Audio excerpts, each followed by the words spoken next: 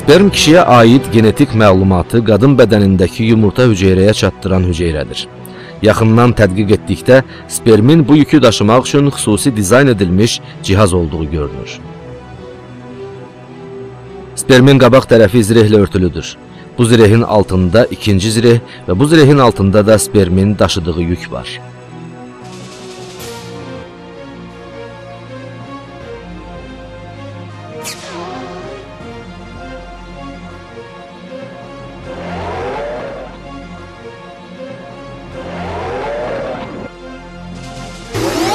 Bu yükün içində kişiyə aid 23 xromosom var. Xromosomlarda insan bədəninə aid bütün məlumatlar ən incə təfərrüatına qədər saxlanır.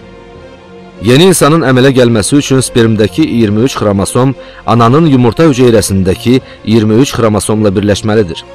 Beləliklə 46 xromosomluq insan orqanizminin ilk təməli qoyulur.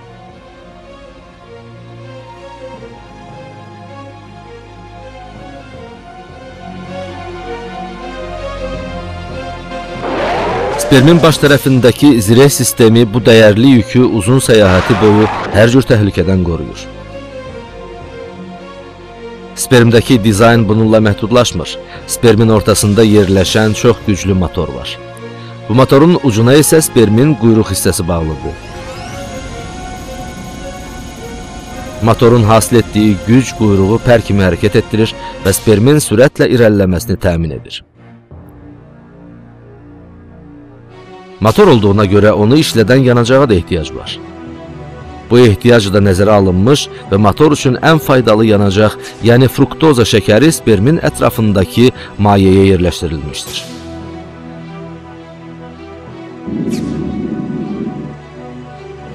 Beləliklə motor qət edəcəyi uzun məsafə boyu yanacaqla tam təmin edilmişdir.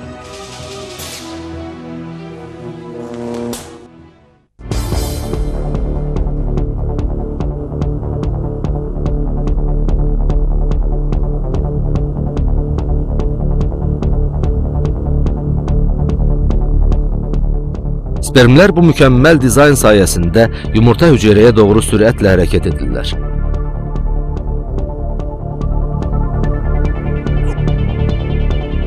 Spermin ölçüsünü və qət etdiyi məsafəni düşünsək, spermin motorlu qayıq kimi sürətli olduğunu görərik.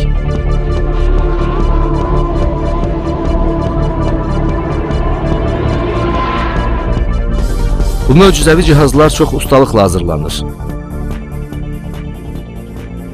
Spermlərin hasilat mərkəzi olan xayaların hər birinin içində cəmi uzunluğu 500 metrə çatan mikroskopik kanallar var.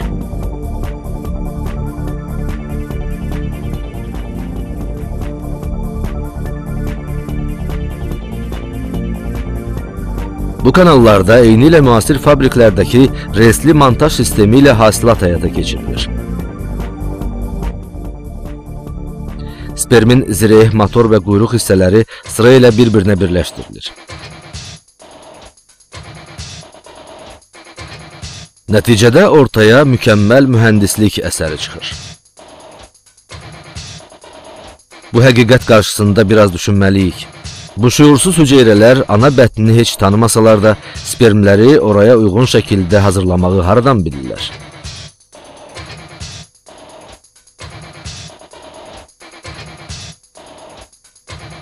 Spermə ana bətni üçün lazım olacaq zireh, motor və quyruq düzəltməyi hardan öyrəniblər?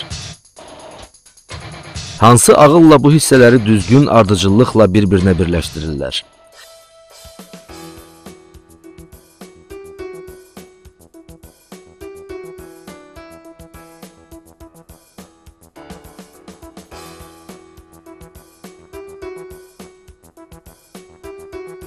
Spermin fruktoza şəkərinə ehtiyacı olduğunu hardan bilirlər?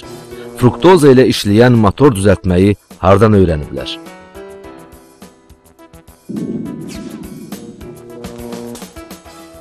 Bütün bu sualların bircə cavabı var. Spermlər və yerləşdirildikləri nütfə mayesi insan nəslinin davam etməsi üçün Allah tərəfindən xüsusi yaradılmışdır. İstanbul Universiteti Tibb Fakültəsi Qadın Xəstəlikləri şöbəsinin keçmiş rəhbəri Professor Cevat Babuna spermdəki bu xüsusi dizaynı belə izah edir.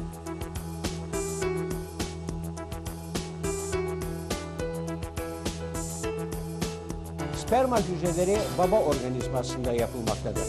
Görevleri ise anne organizmasında husule gelmektedir.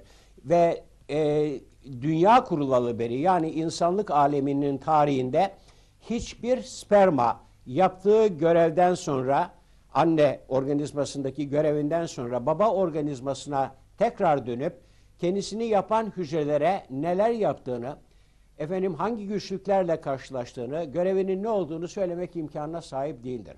O halde nasıl oluyor da sperma hücresi organizmada mevcut binlerce çeşit hücreden çok çok ayrı bir yapıya sahiptir?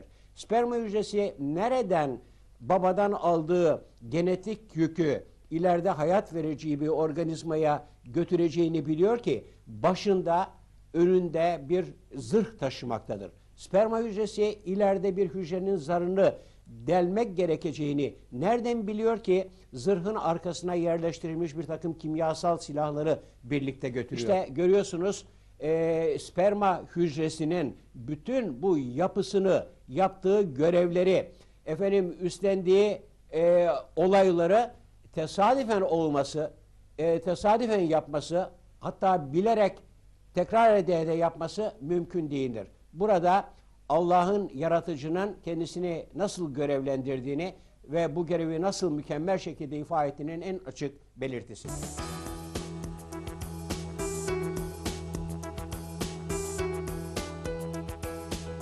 Spermdəki bu möcüzəvi dizayn öz-özlüyündə bir yaradılış möcüzəsidir.